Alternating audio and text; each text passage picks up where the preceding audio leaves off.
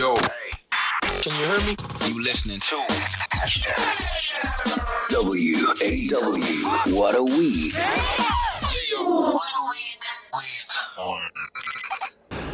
Eta, welcome to another episode of WAW. What a week. This week, hanging out with a legend. One many of us feel you're my musical father because your music raised me.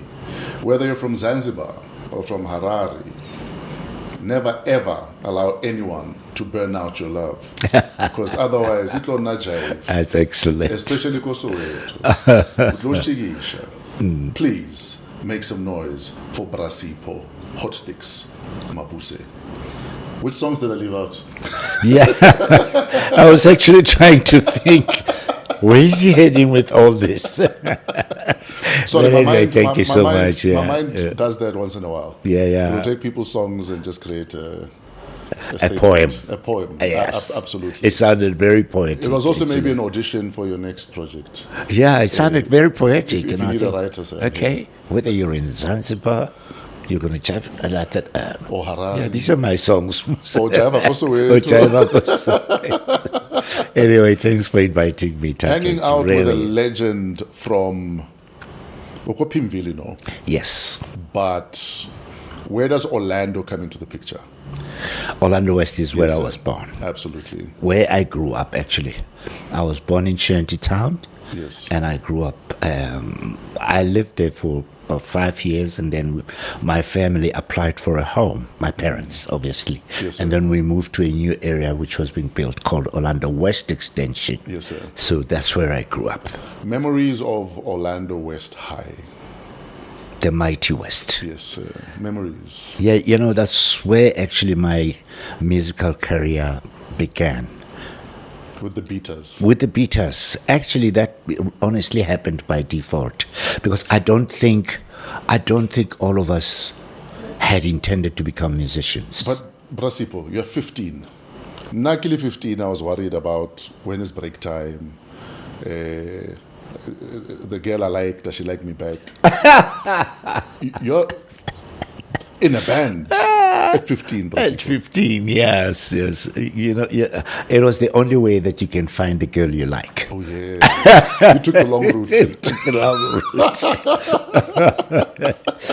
Yeah, actually, to be honest, I don't even think Selby, Alec, or Arthur, Monty wanted anything more than just getting an education. Yes. Remember this whole thing, you know, it's quite fascinating as to how this band came about. You know, fate is something that makes a determination on one's life without us realizing that's actually what it happens. Because these guys came from Madibani High School, which was in Diepkloof. Sure. They could have easily gone to Orlando High, you know, which was close proximity to where they were. But they ended up at Orlando West High, which is where I was. And lo and behold, that's suddenly these guys are performing at assembly, but they don't have a drummer. Ah, yes. And I meet Selby the next day. Yes, may his soul rest in peace. Yes, absolutely, yes, my dear brother, with Arthur, and we're going out to lunch to Kaya's home, Kaya Mashango. Yes. And I heard you guys were performing here at assembly. I wasn't at school that day. I said, yeah. And I believe you don't have a drummer. If I may ask, just my mind, like I said, goes there. Yes. Obviously, this is back in the 70s, right? 60s. 60s already, yes. Yeah, 60. What language are you guys communicating in the main in that period? You know, interestingly, it's a very interesting point because we communicated in English. Yes. You know, we obviously mixing it with it, but mostly we spoke in English because we're more inspired and motivated by the headmaster, yes. Dr. S.K. Matseke. So our communication in English was quite fluent, you know, not as we grew up. Yes. But wow. You know, you guys don't have a drummer. Yeah. You know, Selby says, yeah. So I interested. Selby came from an affluent family, Yes. highly educated. His dad was an educator. His other brother and sister were doctors, lawyers, journalists and so on. So it was natural that the conversation within the house would have been in English. And we listened to white radio stations like LM Radio, LM Radio 5 is FM. big. Yeah, LM Radio. was big. Radio 5, Springbok. Absolutely. So, Capital. and this is what influenced our musical direction Yes. because of what we're listening to. The Beatles, the Rolling Stones, the Tronks, and You know my uncle, well, he's my cousin, but I call him my uncle because he's that much older than me. Yes. My uncle Douglas was a rocker, Yes. like leather pants, chains. Yeah, I was yeah. a kid. I was like You're looking at 8, this 9, rock and 10. Yeah. So the first show, and I told you about this when I interviewed you at Metro FM. Yes. That the first time I saw you perform, I think was at, I don't know if it was Buti Baba or Moho Hotel in Mohoditsane, Botswana. Mokhoditswane. Yes, and I'd gone with my uncle Douglas. Yes. He introduced me to rock and roll. I listened to more rock and roll with my uncle Douglas than I played on 5FM in my 10 years there. That's how much rock he exposed me to. Wow. So I was listening to like the real stuff, Judas Priest, AC/DC, Black Sabbath. Yeah. It got dark. I mean, Black Sabbath, That's how yes. much rock I was exposed to as a child. Oh, you remember Black Sabbath? And we played all that stuff as well. Yeah. So it actually makes sense that when you look at Harari and the way you guys dressed, you guys were rock stars. Yeah, we were, absolutely. And we, needless to say, that we're considered the most good-looking band ever. Lili Yo. I think if we were to look at bands throughout the years to now, and you looked at the top 10 in terms of how they were styled, the albums, how they looked, you could easily be in the top 10. We were. And I mean globally. Well, look at, there was a survey that was done by Drum Magazine and talking about bands. Harari were the top South African band ever. Yeah. Against all the black and white. And actually someone went on to say, this band is a gift from God for us. No, I can believe that. Yeah. I was telling Julian, Julian owns Discover TV, where we're shooting right now. Yes. And he was telling me about how him seeing you on stage at Ellis Park in 1985 Yes. changed his life forever. So this is a white kid Yes. in apartheid South Africa. South Africa, yes. Going to Ellis Park for this concert where black and white kids are having fun like it's 1989, not even 1989, like it's the year 2000. That concert was a watershed moment for South Africa. Yes. It was a decisive concert because even the Nationalist Party didn't want that concert to happen. And I'm sure after the concert, they said, you see why we didn't want it to happen.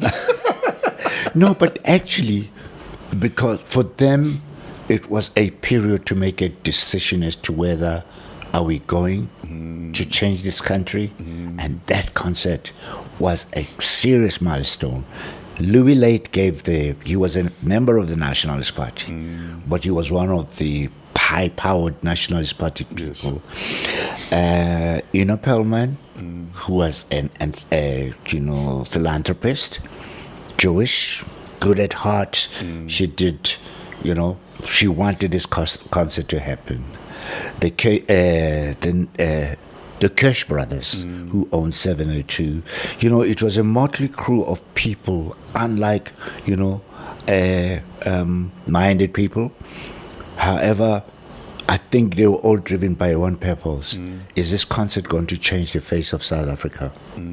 Young black people, white young people coming together under the same roof to celebrate South African music of different kinds. Yes.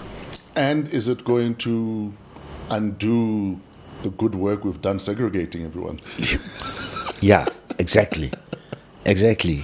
And they were disappointed because it was such a huge success. You must see the posters. Yes. 130,000 people converged into one room. It's wild. Yeah. And then you have this radio station 702. Yeah. That was probably on the forefront of South Africa is going to change one day. Well, and we are going to be the soundtrack for that. These were the Kirsch brothers, Easy and Nati Kirsch. Yes, sir. They are the ones that actually put up the money. They are the ones that said it's going to happen. You know when you've got power, money, that gives you the power to change even politicians and make them understand that with our money we can make you change attitude. Yeah. And they did, because once they put the money for the concert, and of course it helped that we had people like Johnny Clegg and Savuka, and most of the white bands that were very, very popular, and the black bands that were very popular, the Soul Brothers,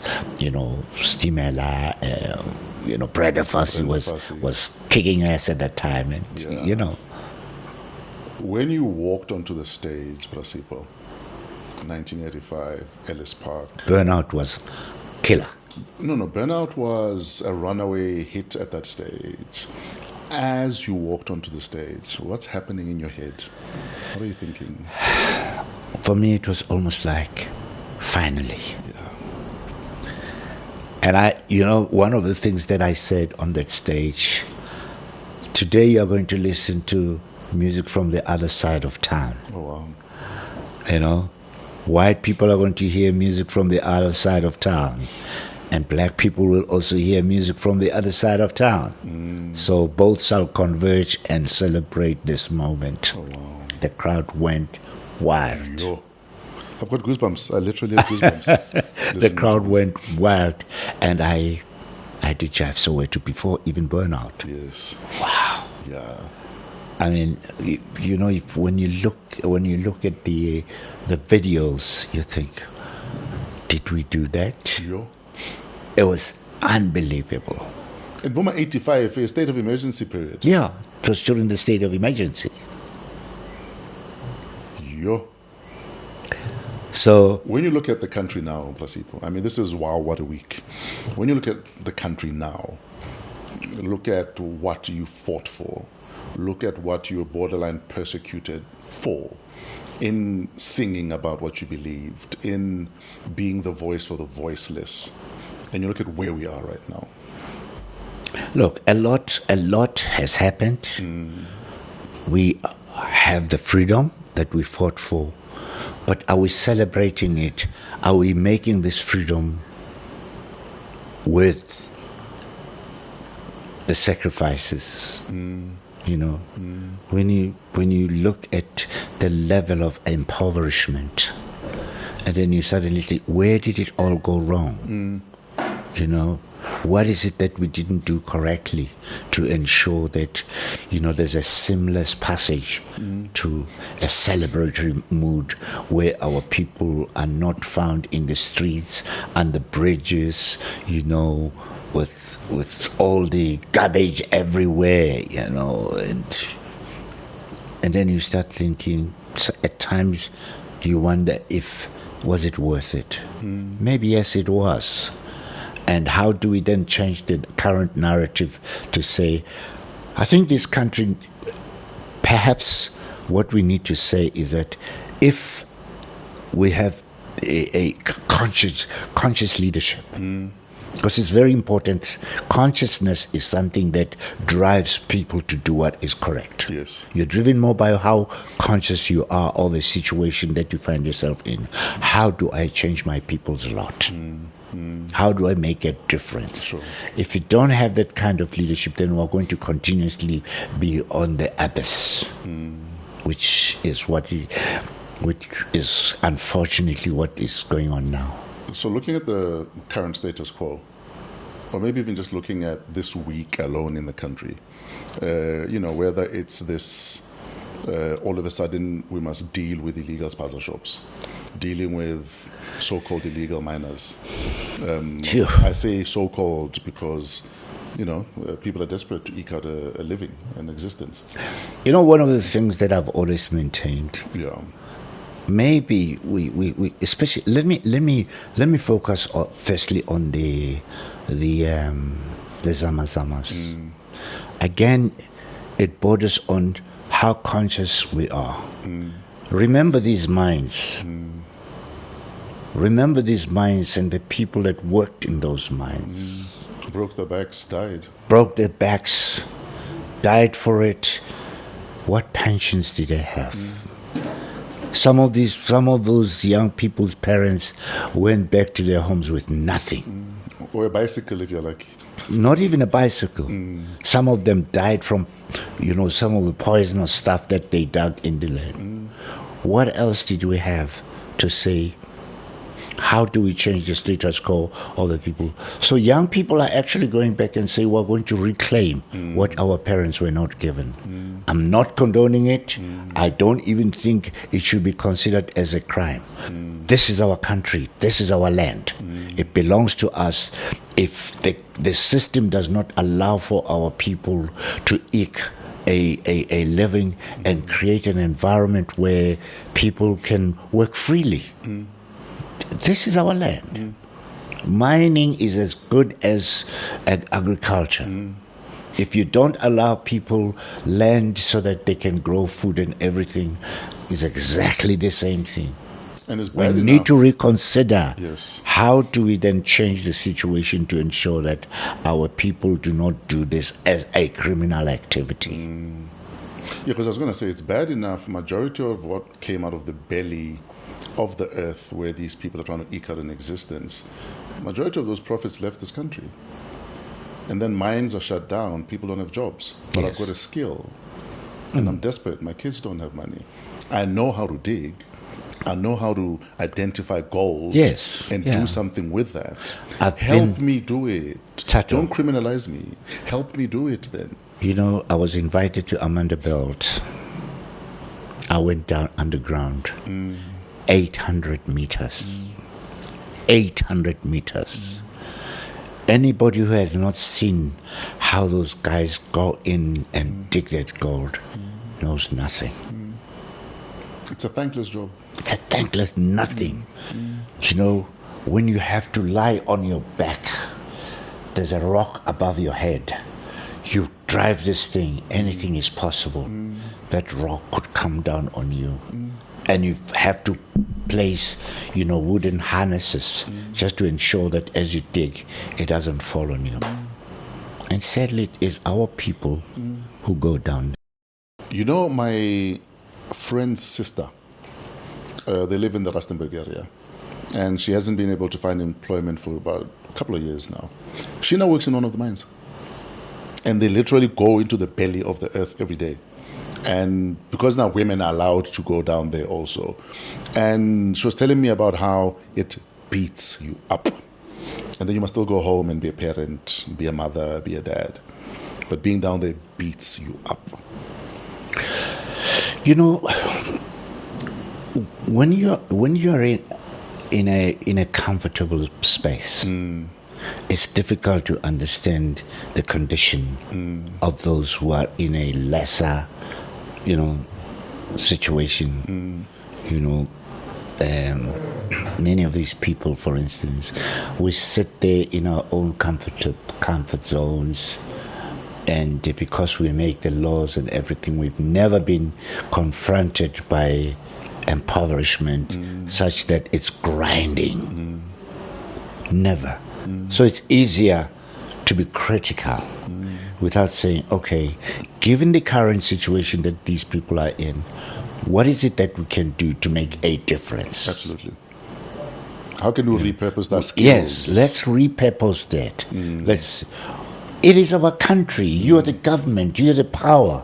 You can make the changes. You make the laws. You gave the permission for those who came from all over the world to come and mine. Now you've taken over as a government. What you need to say is that, no, this is about us.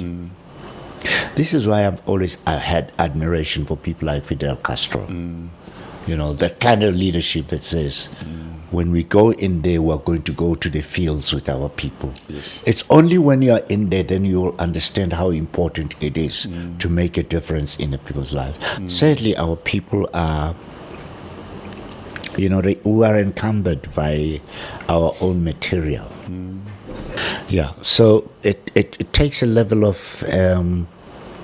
self-awareness and driven by purpose of making a difference. Yeah. That the situation in the mines, and to some extent, I also wanted to talk about the spaza shop issues. I think we're not addressing the issue by attacking the spaza shops. Yes, the spaza shops perhaps could also be complicit in everything that's going on now. We cannot allow our children to be subjected to the kind of, unhealthy conditions in which they find themselves buying things that are poisonous to the system. However, we need to look at who supplies these things. In fact, the big story this week was that in Durban, they did a raid on a warehouse. Yes. That has been it's storing stuff that was imported, already expired. Yes. Goods that have been imported for resale here. How are they getting into the country? How did it get into the And country? you have food stored with pesticides in the same place. So chances are they're getting contaminated at source. They've We've even found... neglected our responsibility. We had become so insulated from what it is that we should be doing as a people, because it doesn't affect us. It's only when children and everybody, especially the young, the children are exposed to these things, and we suddenly realize, oops, we've dropped the ball. Now someone has to blame. We hate ourselves. We vent frustration on ourselves as a people, because you are black and a black, you're the weaker person, and my venting of my own frustration should be against you because you look like me, and it's easier for me to attack you. And the situation is that, yes, these guys have organized themselves probably to advance their businesses within our society and our country, but that level of advancement is because Lerona.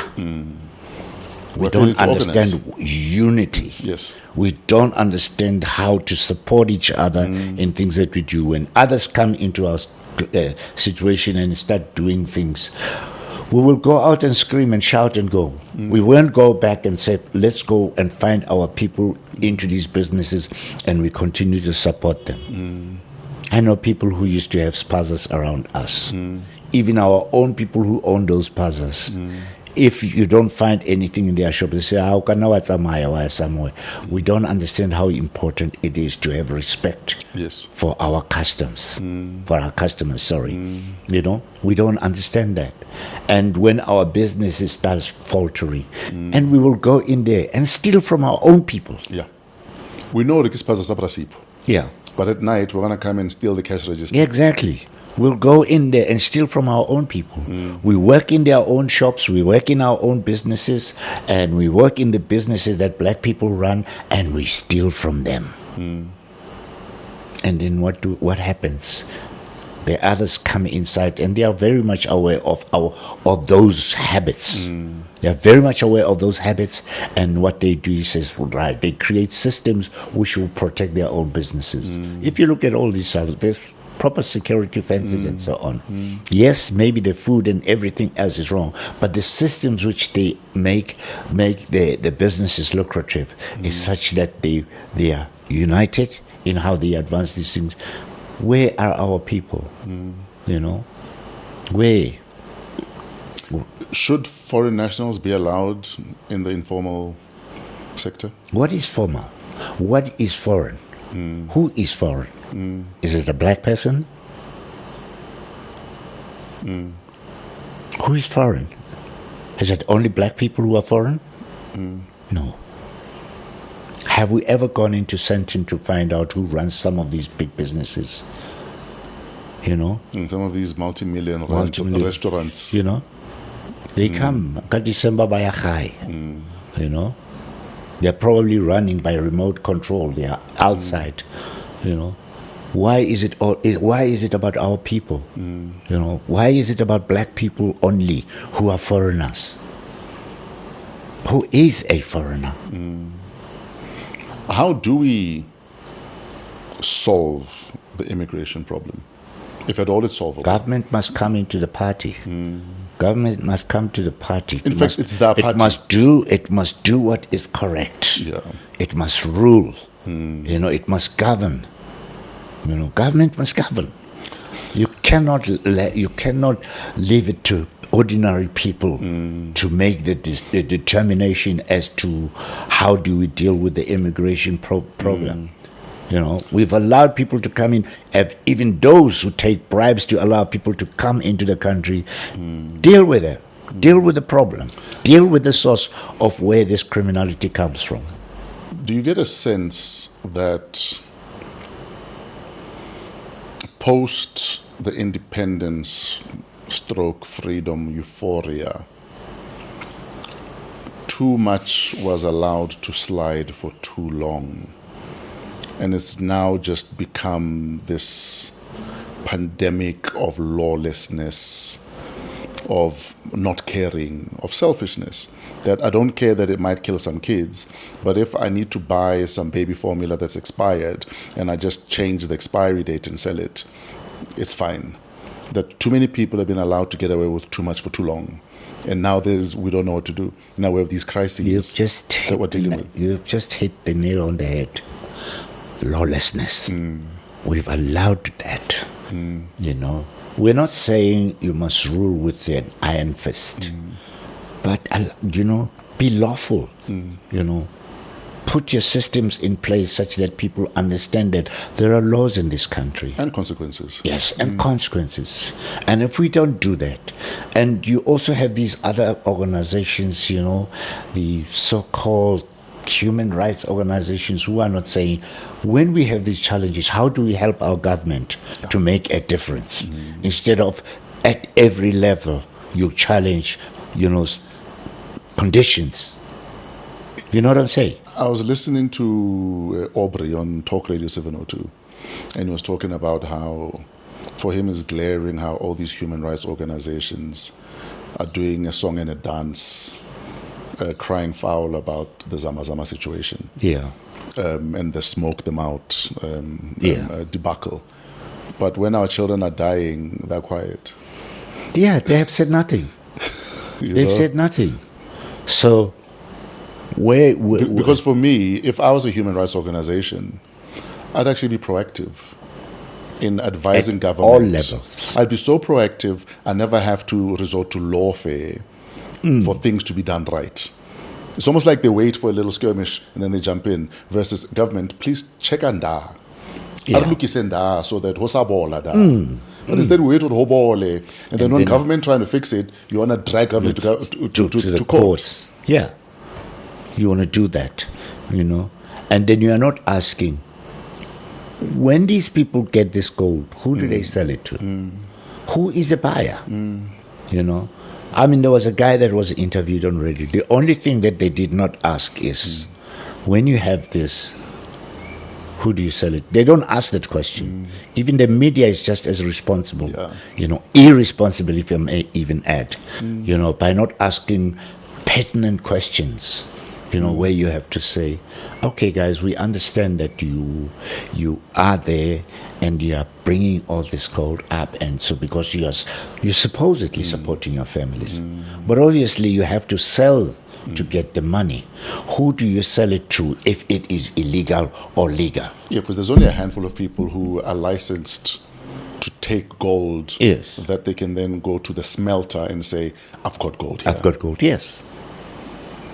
They don't ask those questions, How was it? Were you hungry? How much? The focus is on whether people have water, medicine, and so. And, when you look at some of the TikTok or social media things, some of the guys are boastful about their situations within the zama. Yeah. So how do you deal with that? Who buys it? Who gives you the guns? Yes. To demonstrate, to show your power, how you can fight back. And also similarly with how some countries have decriminalized drugs so that you at least have a database of people that need help. I mean, you even have countries that have needle exchanges, so that if people want to shoot heroin, at least they're using clean needles. We're not saying do drugs, but we're saying if you want to do drugs, do it safely. Likewise with the situation, the zamas. Clearly, these people are talented that without all of the equipment they may need, they can extract gold from the ground. Yes. How do we help them legitimize the operation? That's the most and if it means we say the artisanal mining legislation says you can only work above ground, do we need to maybe then adjust that legislation that says as long as there are certain safety measures in place, you can go down there? And we will help legitimize your operation, so we can tax what you're selling. There's so many opportunities that we'd rather criminalize everything versus how do we work with them so we all benefit from it. We all benefit from it, yeah. Because once it's all legal, there are tax benefits for it. And then there's less clandestine. Yes. That there's less need for guns down there. And one of the other big stories this week, Sipho, was the Security Council, the UN. They had voted for a ceasefire in Gaza. Basically, Hamas must return hostages, Israel must stop the bombing. And America, as always, vetoed this latest ceasefire proposal, saying if this passes, it's going to embolden Hamas. And for me, it says they'd rather embolden Israel, who've been emboldened for the last 60 years. That's probably why they've disregarded the United Nations for 60 years and counting, because they've been emboldened all the time. And I know that you are a big advocate for the arts need to be a voice.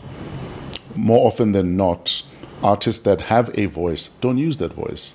And one of the reasons apartheid fell, and one of the reasons countries across the world supported the emancipation of South Africa, as it were, was because artists such as yourselves put your lives on the line to make noise. Why do you think there aren't enough artists making noise about what's happening in the Middle East?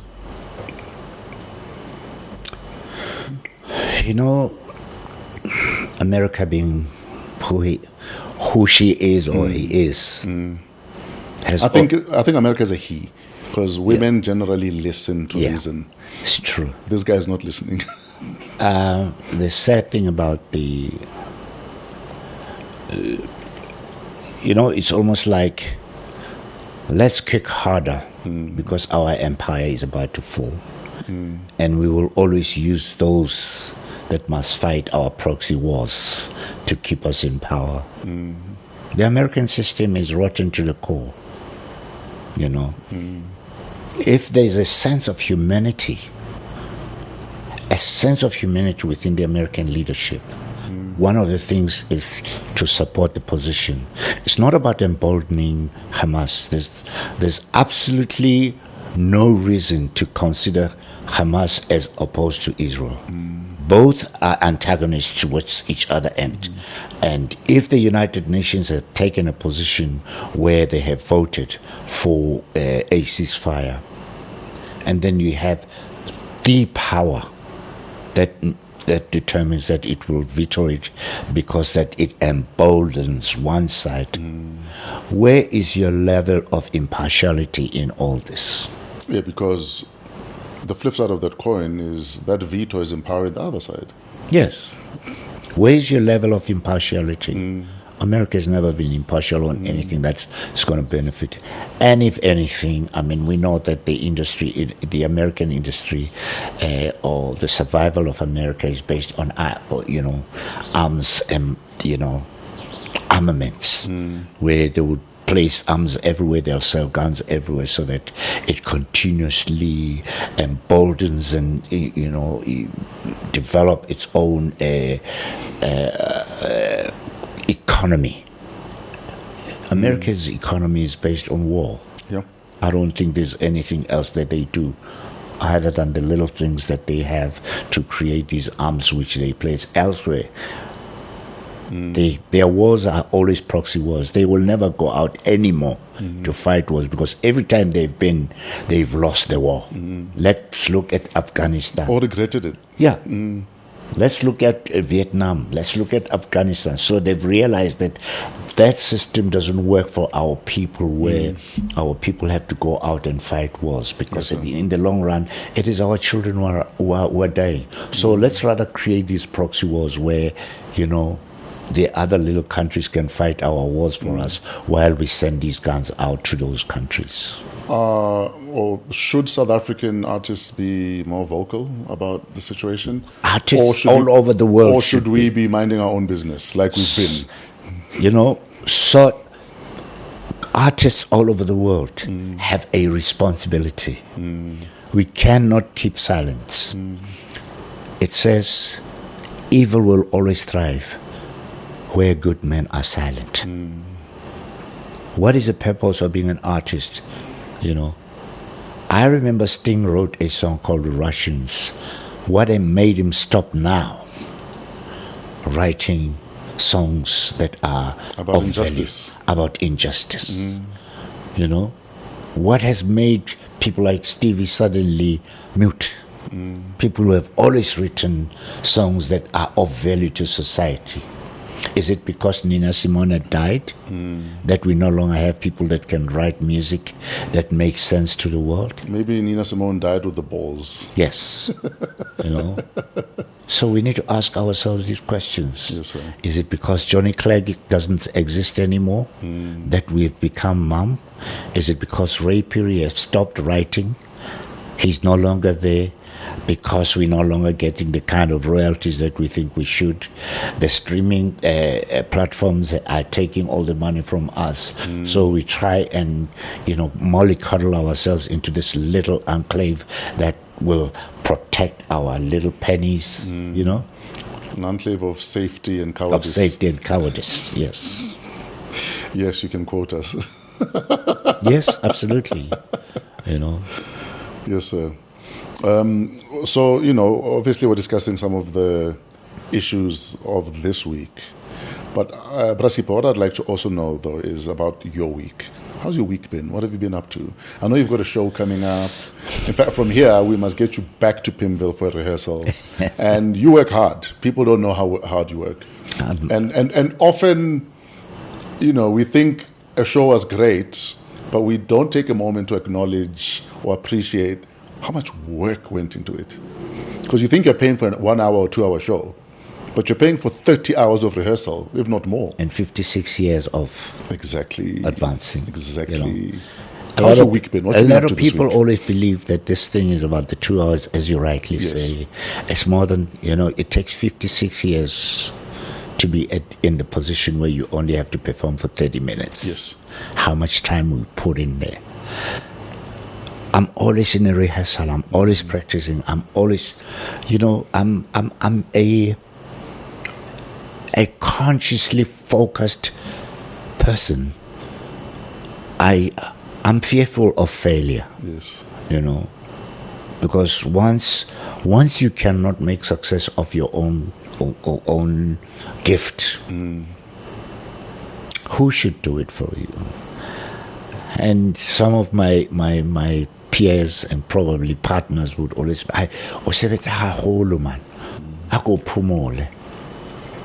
yes, I would love to rest. But there's a saying that once you drop the ball, someone else will pick it up and run with it. So always try and keep the ball. How you win the game is by maintaining, even in soccer game, it's about possession. In rugby, it's about possession. In sports, it's about possession. So similarly in music, if you don't possess, if you're not in a position to hold on to what you have and work at it continuously, obviously the opponent is going to take it and run with it. I sometimes even argue that this thing has fed my soul for, in my case, 35 years. And you're asking me to stop feeding my soul. Yes. Are you mad? Absolutely. 35 years, you must stop. Now you've made your money. It's not even about money. Absolutely. It's about the soul, as you say. You know, your soul is in there. You're complete. Yes, you're complete. Even when things are falling apart. Falling apart. The minute you get on that stage, it's like Everything, wow. you know, everything becomes normal for you once you get on that stage. Yes, sir. I practice every people. You know, someone said to me, "You still practice after all these years." We thought you know your instruments, you never reach a stage where you know how to, you're always learning things, new discoveries all the time. And often it's where when you practice that you realize what else you can do. Yeah, yes, absolutely. And I laughed. There's a story you tell about how Brahu was a workaholic. Yeah. And that you visited him at his home in London. And Brahu left you, was like, I'll be back. Kanti is in his practice room for 2 hours. For 2 hours, and I'm reading books and newspapers in his room. Yeah, Wow. Yeah. So, in fact, speaking of Brahu, one thing I've noticed, Brasipo, is because both me and you listen to Talk Radio 702. Yes. And every time that we've lost a South African music legend, you are called, because chances are you've worked with them at some stage in your career. Yes. But the flip side of that is, yes, you might be the go-to person for anecdotes and stories and memories, but you're also taking the hit more than anyone else. Because you're the one losing your peers. You're the one burying your peers. Yes. You're the one being asked to tell the stories. And so whenever someone leaves us, I'm like, they want to call Brasipo, but not all I'm thinking about is, I hope he's okay. Yeah. I hope he's okay, because, geez, Brasipo. Yeah, being in a musical space with those people, it's almost like being in your family. And every time a family member passes on, it takes a piece of your heart. Yeah. It breaks your heart. We don't understand, how death manifests through the heart. Every time the heart breaks, it becomes smaller. Eventually it says, I can't take the blood anymore. And I've been through that many a times. And every time I hear and I see these people, it's almost like, why? Why is it that you have to leave? I mean, those people should live. We always want to hold on to them. And for me, it's always been one of the most difficult moments to have to say something about people that I've worked with. And it has been a great privilege to work with these people, but it is also have been painful to lose them. Where do you think, or how far do you think Selby would have gone? Wow. Had you not lost him? It was, 80? 78. 78. Yes. He was a child. Ah, he was a child. 78. He was 27. Yeah. How far do you think he would have gone? It's very difficult to say. Do you think he would have become bigger than you? Selby was very talented. He was. I was most inspired by him more than any other person. Yeah. I was motivated by him.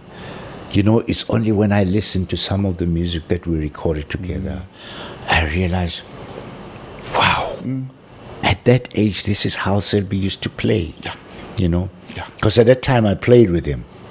Yeah. So you take it for granted. I took it for granted. Yeah. And some of the things he was doing were like, it's part of what we do daily. You're at work, Musa. Yeah, we're at work.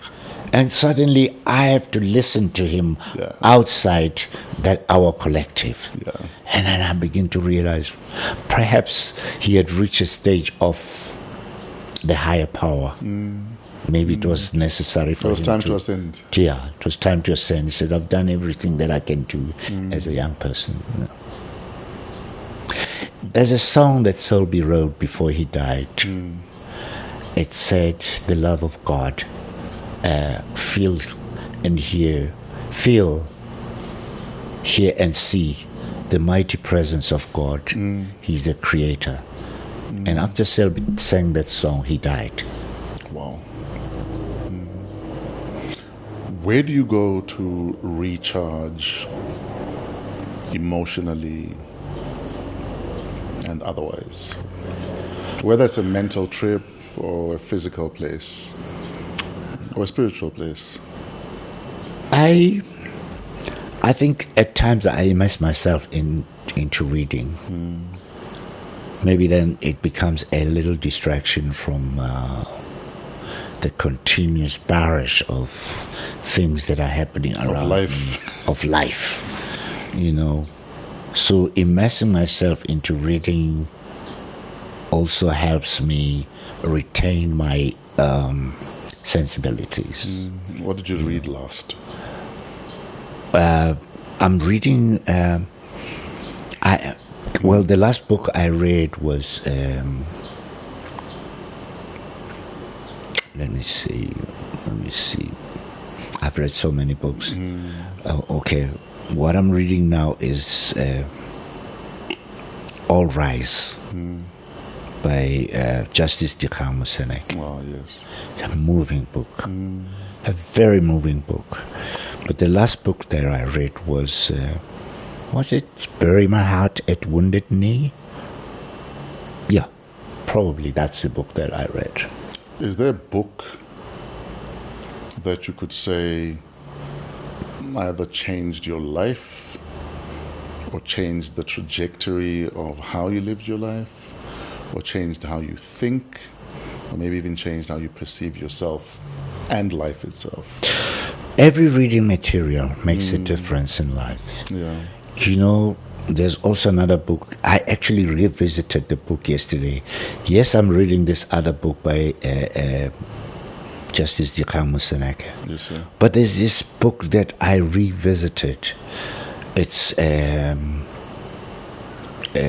colonialism and apartheid. You know, the demise, the liberations, the liberation against colonialism and apartheid by Dr. Lance Nawa. Yes, sir. You know, there are certain excerpts in the book which are so critical as to see the level of, of the arts' contribution to the advancement of the liberation. The front cover of that book is Miriam Makeba as a singer with Kaunda, but also juxtaposed with Miriam Makeba in the military fatigue holding a gun. Oh, wow. An amazing book. She was an amazing woman. Very strong-willed, loving, kind-hearted, but, focused. A part of me feels we don't teach enough about her impact. I'd love to see more of... We teach little of our people and what the contribution that most of our women did for who we became as a people. You take Winnie Mandela, for instance. You take Masisulu, you take Helen Kuzwayo. I live in Orlando West, and every time I have to speak about women making a difference in our lives, I always quote those women. Yes. Lillian Goy. It's a privilege to be in Orlando West because those people were just around you. Yes. Yeah. Every day, but you understood exactly what they were doing for us. Every time you go to school, Helen Kuzwayo walking up. Yeah. But she was a strong-willed mother. And you see Winnie, and with all the stuff that was written about her, Winnie was vilified. I know. Yeah, Miriam, yes, she sang and she was banned because she went to United Nations at the cost of her career. But Winnie was so vilified that when the truth came out, nobody ever came out to say, we're sorry, man. Oh, we were wrong We about misjudged you. you. We were wrong about you. Yes. We believed the disinformation. Yes. And, whether you look at Mama Winnie or your average African woman, it doesn't matter how much the chips are down. Yes. If the rondavel is on fire. They'll be the first ones. And always gracious under pressure. Always. Never a moment of panic on their faces. Ever, ever. Well, if one knows about your own mother, then you will understand what motherhood is about. Yes. This adage, is not just a saying. It's an experience. It's a lived experience that you go through on a regular basis, and you say, "Wow." She did that. Your mother has to go out and, every time every day. I could go elsewhere in the shop, but I specifically go to this lady. I see her out every morning. She wakes up with her limp. Her hip is in very bad shape, but she limps into her little room. She makes the fat cakes to ensure that all the children in that house are fed. And not a complaint. Not a complaint. And at times when I buy those, I buy all of it just to ease the burden of her to continue sitting there and making sure that she waits for customers to come in. If the customers come, great. But for me, it's more symbolic rather than really wanting to eat magunya in.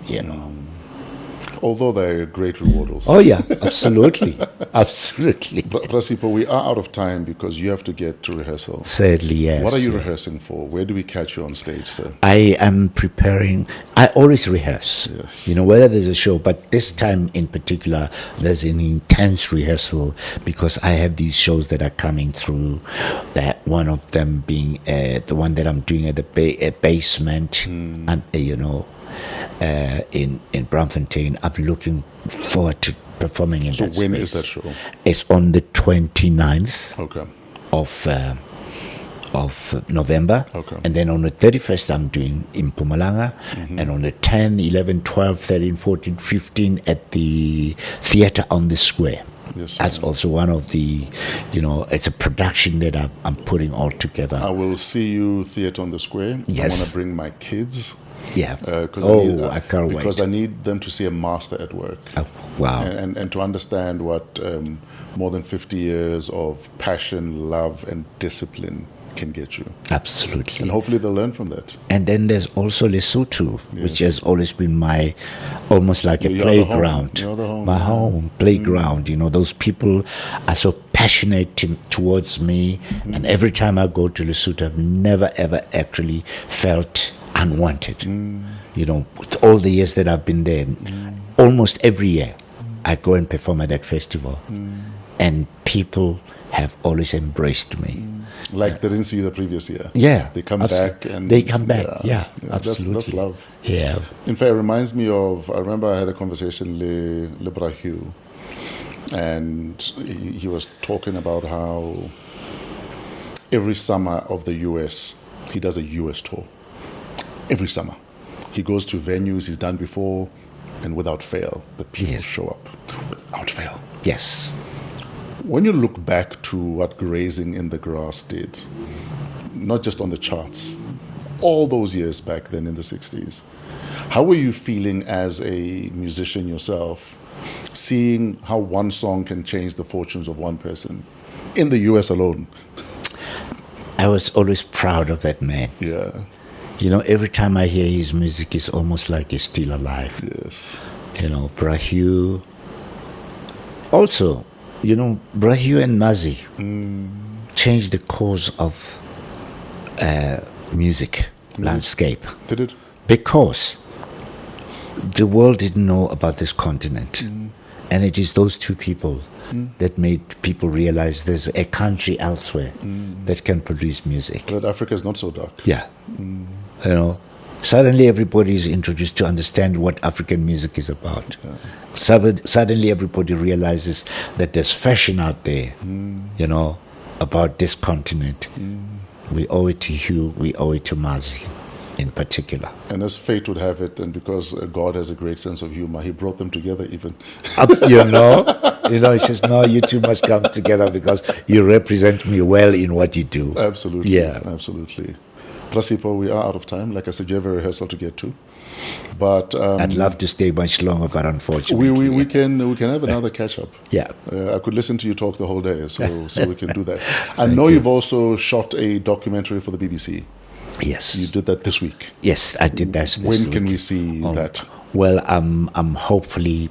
Well, they told me that they're cutting it into the series, and wow, they say we've never had such an experience in a conversation with someone, and I'm not surprised. I gave them so much invaluable information which they were not even aware of, because I speak a lot also about Mama Winnie, in that documentary, because I think the myth and the lies about her have got to be dispelled.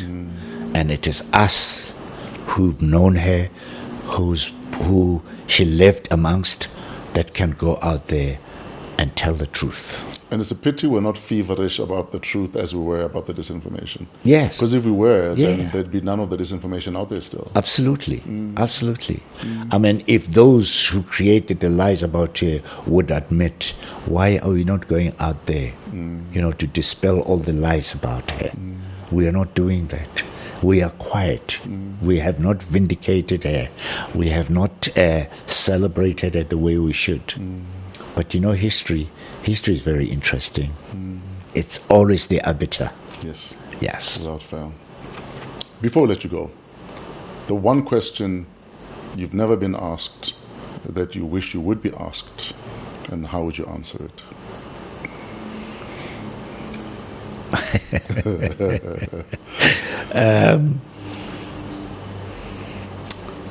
Are you dating? That is a fair question. Yeah. Sipho, are you dating? You're not often, because you're our hot man, we want to stay out of your personal business, but deep down we want to know. Are you dating, Sipho? I'll leave it up to you to guess. What was it about this person?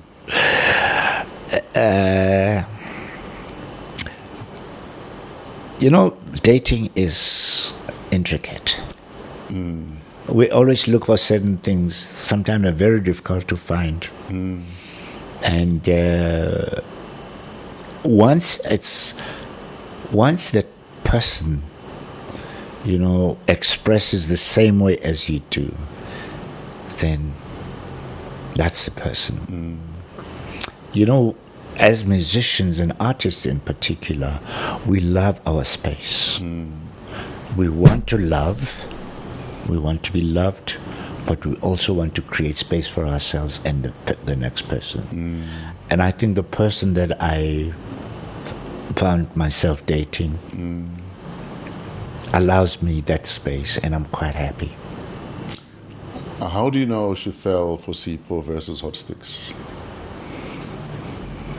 Because maybe the nicest thing is when we met, she was aware of who I was, but she didn't exactly know who I was. Okay. I says, "You look familiar. Who are you?" I said, no. What line? I said, "It doesn't matter." What line did you drop on her, President? I said, "It doesn't matter. It doesn't matter. It doesn't matter." We're here now. Yeah, we're here now. Yeah. You'll find out as we go along. Absolutely. And very interesting. It was also about the children.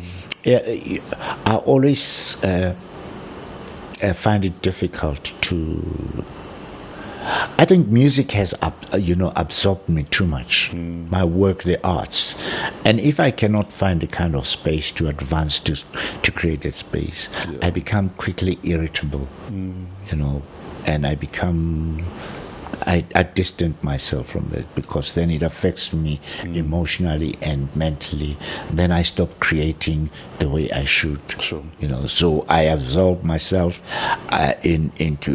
absorb myself into the musical instruments and the books, and that's where I find my joy. What mistakes that you made dating as a young dude are you totally avoiding now? Tato, one of the things that and I've never spoken about this. Yes, sometimes I would say that I wish I had had enough time to spend with my children. I have children, and some of them are probably all over the world. I don't think there's any parent who want to always be distant and away from your children, and the only way that there can be contact is through the phone. You miss out that physical contact with the children. And that's one of the things that I wish I had not been as careless to have children before I'm happy that when I got married I had my children, then I was able to be with them and so on. But with my other children I had never found time to really say, I am dead, I'm here, and this is one of the things that I would always advise my peers. Let us always ensure that when we get involved in relationship, it's for the right reasons. And you make time for the children. Make time for your children. Yes, you can afford to buy them stuff. Yeah, you but can they'll give them never money. forget the time you spend with them. Their physical contact is most important. Brasipo, there's nothing worse than parental guilt. Yeah. I'm on the road for the next 3 days, and my kids know how bad I feel. And it's like I said, I can't shake it. Yeah. I've had parental guilt for almost 30 years, and I just can't shake it off. Yeah. That every time I'm away, I'm like, flip, I could be spending time with my kids. Yeah. But I'm on the road. Yeah. It's You're not a nice feeling. It's not a great feeling. Rasipo? But children can always be loving. Absolutely. They can never. Children will never make you feel guilty about your absence. Because once you get this phone call, "Hello, Dad, are you okay?"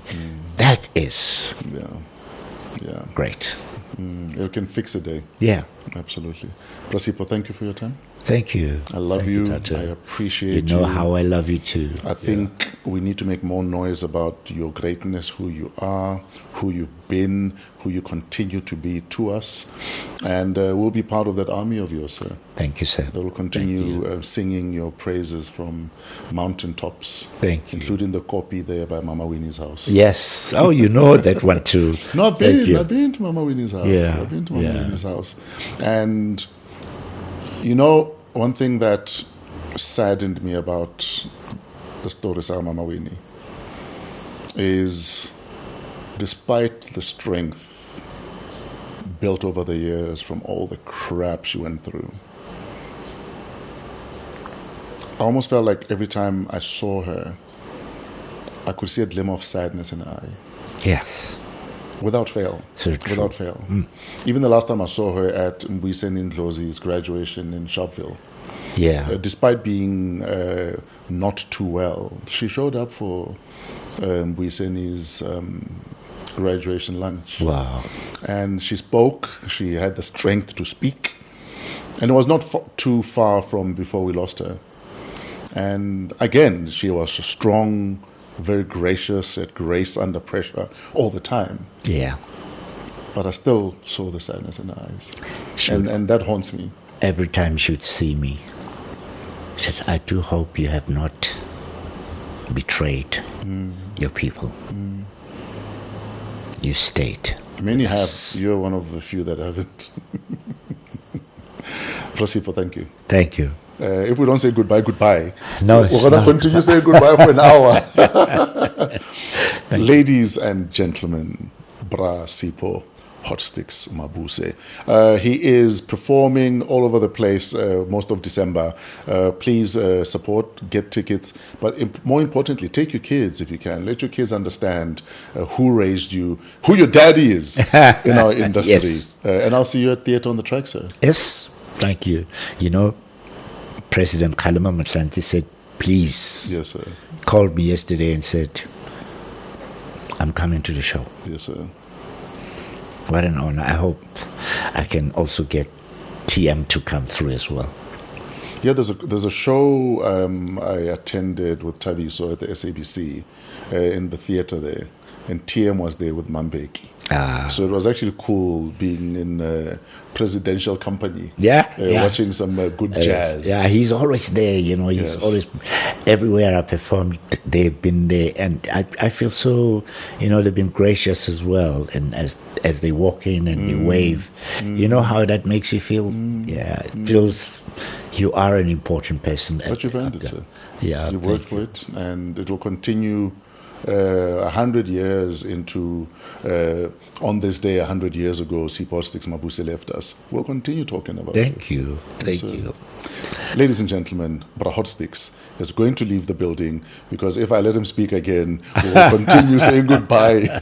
Thank you for tuning in. Thanks for being a part of WOW What a Week. It's been an incredible conversation. Hopefully you enjoyed it. Please like, share, and subscribe.